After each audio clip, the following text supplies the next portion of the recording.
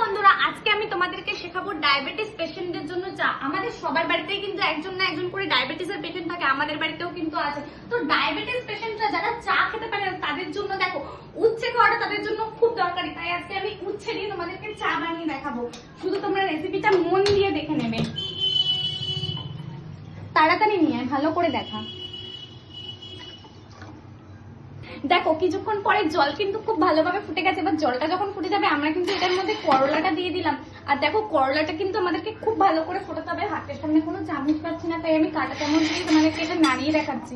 দেখো করলাটা কিন্তু যেহেতু ভাজতে একটু সময় নেবে, তাই জন্য করলাটা কিন্তু আমরা আগেই দিয়েছি।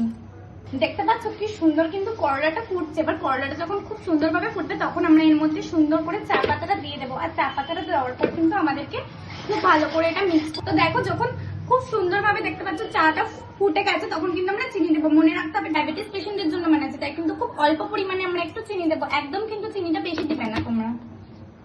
তো দেখো চিনিটা দেওয়ার পর আমরা কিন্তু খুব ভালো করে এটা মিশিয়ে নিচ্ছি। খুব ভালো করে মিশিয়ে নেওয়ার সময় তোমাদের কিন্তু অবশ্যই বারবার করে বলে দিচ্ছি চিনি কিন্তু একদম বেশি দেবে না, যেহেতু এটা ডায়াবেটিস পেশেন্টের জন্য বানানো হচ্ছে।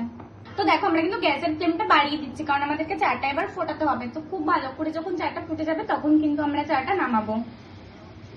দেখতে পাচ্ছ এরকম যখন খুব বেশি ফুলে উঠবে তখন কিন্তু আমরা গ্যাসটা বন্ধ করে দেবো। আর এবার কিন্তু আমরা চাটা ঢেলে নেব। তো দেখো আমরা চাটাকে খুব সুন্দর করে কাপের মধ্যে ঢেলে নিচ্ছি।